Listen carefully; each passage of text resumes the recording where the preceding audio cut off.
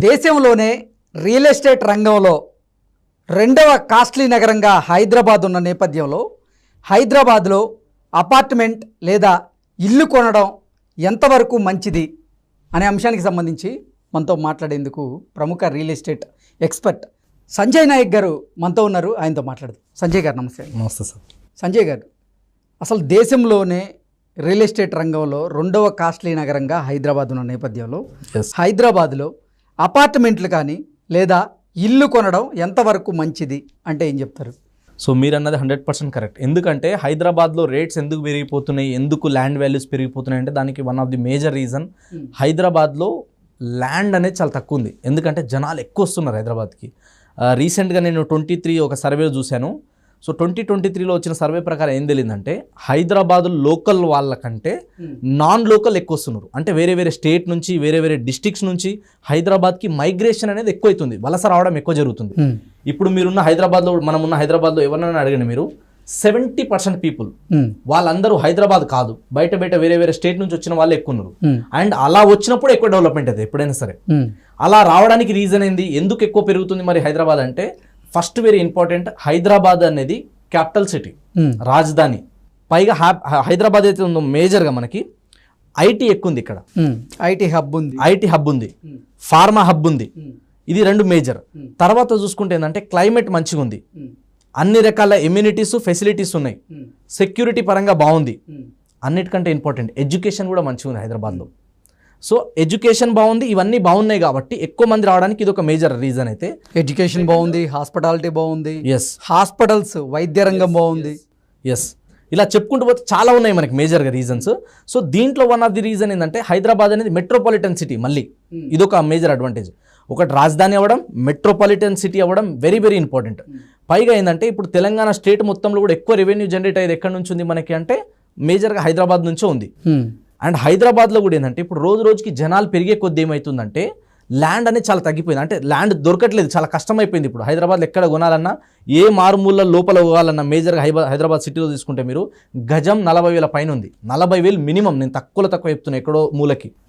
కానీ మీకు మంచి ప్రైమ్ లొకేషన్లో దొరకాలంటే మినిమం 60,000 పైన ఉంది గజం. 60,000 80,000 పెట్టినా దొరకట్లేదు చాలా చోట్ల. సో ఇంతలాగా పెరిగిపోయినాయి.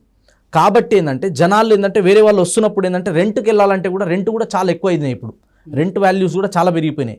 సో ప్రతి ఒక్కరికి ఒక డ్రీమ్ ఉంటుంది, నాకంటూ హైదరాబాద్లో ఒక సొంత ఇల్లు కట్టుకోవాలనే స్థాయికి వచ్చింది ఇలా హైదరాబాద్. కాబట్టి ఈ ఏరియాలో ఏంటంటే డిమాండ్ అనేది రోజు రోజుకి జనాలు రావడం వల్ల పెరిగింది. సెకండ్ ఏంటంటే మనకి ఇప్పుడు ఇక్కడ ల్యాండ్ అవైలబిలిటీ తక్కువ ఉంది కాబట్టి కొంచెం ప్రైజెస్ ఎక్కువ ఉన్నాయి. సప్లై డిమాండ్, ఎప్పుడైతే సప్లై ఎక్కువ ఉంటుందో డిమాండ్ తక్కువ ఉంటుంది, ఎప్పుడైతే సప్లై తక్కువ ఉంటుందో డిమాండ్ ఎక్కువ ఉంటుంది ఖచ్చితంగా. కాబట్టి మనకు హైదరాబాద్లో ల్యాండ్ సప్లై తక్కువ ఉంది కాబట్టి దీనికి డిమాండ్ అనేది కొంచెం పెరుగుతుంది. సెకండ్ ఏంటంటే ఇక్కడ ఎంప్లాయ్మెంట్ ఆపర్చునిటీ కూడా ఎక్కువ ఉంది. ఎంప్లాయ్మెంట్ ఆపర్చునిటీ ఎక్కువ ఉండడం వల్ల కూడా చాలా మంది ఇక్కడ వచ్చి ఉంటున్నారు. సో దీంట్లో కూడా మనం తీసుకున్నట్టయితే ఇప్పుడు అపార్ట్మెంట్లలో ఫ్లాట్ చాలా కాస్ట్లీ అయిపోయింది. ఇప్పుడు మినిమం ఎక్కడ మనం ఫ్లాట్ తీసుకోవాలన్నా 40 లక్షలు 60 లక్షలు మినిమం పెట్టాల్సి వస్తుంది. ఒక ఇండివిజువల్గా మనం ఒక ఇండిపెండెంట్ హౌస్ కట్టుకోవాలంటే మినిమం ఒక 100 గజాలు కొనాలంటేనే 40 నుంచి 50 లక్షలు మినిమం అవుతుంది 100 గజాలు. మళ్ళీ దాంట్లో కన్స్ట్రక్షన్ అంటే మళ్ళీ అదొక 70 లక్షల వరకు పెరిగిపోయింది. అండ్ ఇంకోటి ఏంది, మెటీరియల్ కాస్ట్ కూడా పెరిగింది. కాస్ట్ ఆఫ్ లివింగ్ చూసుకుంటే మనకి కంపేర్ టు మన ముంబై కావచ్చు, ఢిల్లీ కావచ్చు, చెన్నై కావచ్చు, పూణే కావచ్చు, వాటితో పోలిస్తే హైదరాబాద్ ఇంకొంచెం బెటరే. ఎందుకంటే ఇక్కడ నెలకి 10,000 20,000 సంపాదించే వాళ్ళు కూడా హైదరాబాద్లో ఉండగలుగుతున్నారు. అది ఇంకా మనకు ఒక మేజర్ అడ్వాంటేజ్. ఇక్కడ మనం గజాలలో కొనగలుగుతున్నాం ఇంకా. కానీ బయట చూసుకుంటే మనం ఏంటంటే ఎస్ఎఫ్టీలలో కొనాల్సి వస్తుంది.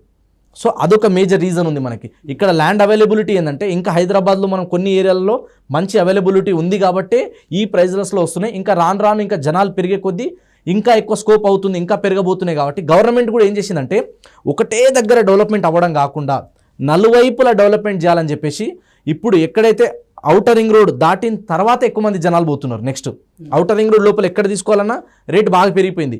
ఇప్పుడు ఔటర్ రింగ్ రోడ్ దాటిన తర్వాతనే ఇన్వెస్ట్మెంట్ కానీ ఇల్లు కట్టుకోవడానికి కానీ ఇంట్రెస్ట్ చూపిస్తున్నారు. ఎందుకంటే అక్కడే తక్కువ ఉంది, అక్కడే వస్తుంది మన పెట్టుబడికి.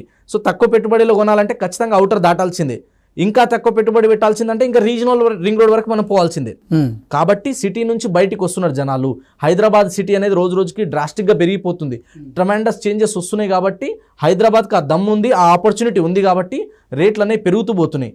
సో లాస్ట్ 6 మంత్స్ నుంచి 1 ఇయర్ నుంచి చూసుకుంటే కొంచెం ఎక్స్పెన్సివ్ అనిపిస్తుండడం వల్ల కూడా కొన్ని ఆగినాయి. బట్ అగైన్ మళ్ళీ కొంచెం రోజులైన తర్వాత మళ్ళీ పుంజుకుంటుంది. ఎందుకంటే నీడ్ రోటీ కపడా మకాన్ ఇవాళ ప్రతి ఒక్కరు రోటీ సంపాదిస్తున్నారు, ప్రతి ఒక్కరికి రోటీ అయిపోయింది, నెక్స్ట్ వచ్చేసి కపడా కూడా అందరూ సంపాదించుకోగలుగుతున్నారు. మకాన్ అనేది ప్రతి ఒక్కరికి ఒక డ్రీమ్. కాబట్టి అందరూ కూడా రియల్ ఎస్టేట్లో ఇన్వెస్ట్మెంట్ చేయాలి, సొంత ఇల్లు కట్టుకోవాలని వస్తున్నారు. మనం ఇప్పుడు విల్లాస్ చూసుకున్నా సరే, Hyderabad outer ring road surrounding చూసుకున్నా సరే, మినిమం ఒక 150-160 గజాల్లో ఒక విల్లా కావాలంటే 2 కోట్లు మినిమం ఉంది. అది కూడా దొరకట్లేదు చాలా ఏరియాలలో. ఇలా పెరగడం వల్ల, ఎందుకంటే చాలా మంది ఏంటంటే ఇప్పుడు ఇంతలా కాస్ట్లీ అయిపోతుంది కాబట్టి కొంచెం డిస్టెన్స్ వెళ్ళి ఉండడానికి కూడా ఎక్కువ ఇష్టం చూపిస్తున్నారు. అండ్ ఎప్పుడైతే మనం సిటీ నుంచి బయటికి వెళ్ళే కొద్దీ కొంచెం ప్రైస్ తక్కువ ఉంటుంది అండ్ అక్కడ పెరిగే ఛాన్సెస్ ఎక్కువ ఉంటాయి. ఇంకొకటి ఏంటంటే ఎందుకు కొనలేకపోతున్నారు చాలా మంది అంటే దీనికి ఇంకో రీజన్ కూడా ఉంది. ఇప్పుడు ₹1,00,000 పెట్టి నేను గజం కొనడం కంటే, హైదరాబాద్లో ఒక ప్రైమ్ లొకేషన్లో మినిమం 1 lakh పెట్టి కొనడం కంటే ఇదే ₹1,00,000 కనుక నేను కనుక కొంచెం బయటికి వెళ్తే ఈడ 100 గజాలు వచ్చేది నాకు అక్కడ ఎన్ని వస్తాయి, 200 నుంచి 500 గజాల వరకు వస్తాయి. సో దాంట్లో ఇంకోటి ఏంది, ఫర్ ఎగ్జాంపుల్ ఇప్పుడు నేను అక్కడ ఒక 200 గజాలు కనుక్కొని ఇదే అమౌంట్లో నేను అక్కడ ఒక ఇల్లు కూడా కట్టుకోవచ్చు. ఇది ఒక అడ్వాంటేజ్ ఉంటుంది. దీని తర్వాత ఏంటంటే ఇది 1,00,000 నుంచి 2 లక్షలు 3 లక్షలు కావడానికి స్కోప్ చాలా తక్కువ ఉంటుంది. ఎందుకంటే హైదరాబాద్ అనేది ఆల్రెడీ డెవలప్ అయిపోయింది, కొత్తగా ఇంకా రావాల్సింది చూడాల్సింది ఏం లేదు, హైదరాబాద్లో అన్నీ వచ్చేసినాయి ఆల్మోస్ట్. కాబట్టి ఇక్కడ పెట్టుబడి పెడితే ఇది స్పీడ్గా పెరగకపోవచ్చు. కాబట్టి సిటీ నుంచి అవుట్స్కట్ వెళ్తే కనుక కొంచెం దూరం వెళ్తేనే, అవుటర్ రింగ్ రోడ్ దాటి వెళ్తేనే అక్కడ 30,000, 40,000, 10,000, 20,000 వచ్చే ఏరియాస్ నెక్స్ట్ అవి డబల్ కావడానికి ఛాన్సెస్ ఉంటాయి. రియల్ ఎస్టేట్ అంటేనే ఒక నిజమైన స్థిరమైన ఆస్తి. తక్కువ పెట్టుబడి పెట్టి ఎక్కువ రిటర్న్ తీసుకోవాలి, దాన్నే రియల్ ఎస్టేట్ అంటారు. సో తక్కువ పెట్టుబడిలో పెట్టి ఇన్వెస్ట్మెంట్ చేద్దాం అనుకునే వాళ్ళు బయటికి వెళ్తారు. ఎంతైనా పర్లేదు నాకు ఈ సరౌండింగ్లోనే ఉండాలనుకునే వాళ్ళు, ఎఫర్ట్ చేయగలిగే వాళ్ళు ఖచ్చితంగా ఇక్కడే ఉంటారు. సో ప్రైజెస్ అనేది జనాలు పెరిగే కొద్దీ, డిమాండ్ పెరిగే కొద్దీ ఏ నగరమైనా పెరుగుతుంది. పెరగకుండా ఆగిపోతే కూడా ప్రాబ్లమే. పెరిగితేనే సిటీ అనేది ఎక్స్పాండ్ అవుతుంది, పెరిగితేనే దానికి ఉన్న డిమాండ్ వేరే ఉంటుంది. అండ్ పెరుగుతుంది కాబట్టే జనాలు వచ్చి ఇక్కడ ఉంటున్నారు. అది పెరుగుతుందని గ్రహించే చాలామంది ఇన్వెస్ట్మెంట్ కూడా చేసి పెట్టుకుంటున్నారు. ఓకే, ఇప్పుడున్న పరిస్థితుల ప్రకారంగా హైదరాబాద్లో కానీ, హైదరాబాద్ శివార్లలో కానీ అపార్ట్మెంట్లో ఫ్లాట్లు కొనడం బెటరా, లేదంటే ఇండిపెండెంట్ హౌస్ బెటరా అంటే ఏం చెప్తారు? అపార్ట్మెంట్లో ఫ్లాట్ కంటే కూడా లాంగ్ టర్మ్లో చూసుకుంటే మనకి ఖచ్చితంగా ఇండిపెండెంట్ హౌసెస్లో ఎక్కువ బెనిఫిట్స్ ఉంటాయి. ఎందుకంటే ఇండిపెండెంట్ హౌస్ ఉంటే మనకు ఒక సొంత ఇల్లు ఉన్నట్టు ఉంటుంది. అది ఒకవేళ మన 10 ఏళ్ళకో 20 ఏళ్ళకో అమ్ముకున్నా కూడా ఏంటంటే ఇల్లు వాల్యూ తక్కువ ఉన్నా కూడా మన ప్రాపర్టీ వాల్యూ పెరిగి ఉంటుంది. 20 ఏళ్ళు ఎక్కడైనా సరే మనం ఇన్వెస్ట్మెంట్ చేసి ఆగగలిగితే ట్రమెండస్ చేంజెస్ వస్తాయి. ఖచ్చితంగా రిటర్న్స్ అనేది కనీసం తక్కువ 20 ఏళ్ళు మీరు ఒక దగ్గర ఇన్వెస్ట్మెంట్ చేసి ఆగగలిగితే మీరు ఇలా 10 లక్షలు పెడితే అది 50 లక్షల నుంచి ₹1,00,00,000 గ్యారంటీ అవుతుంది 20 ఏళ్ళు ఆగగలిగితే. ఇప్పుడు మీరు హైదరాబాద్లో మేజర్ లొకేషన్ తీసుకోండి, గచ్చిబౌలి చూసుకోండి, ఒకప్పుడు కోకాపేట చూసుకోండి, ఒకప్పుడు ఏముంది ఎవరు చూడలే, అక్కడ గంత దూరం పోతారా అన్నారు జనాలు, పోయి అడవిలో ఎవరైనా ఇన్వెస్ట్మెంట్ చేస్తారా అన్నారు.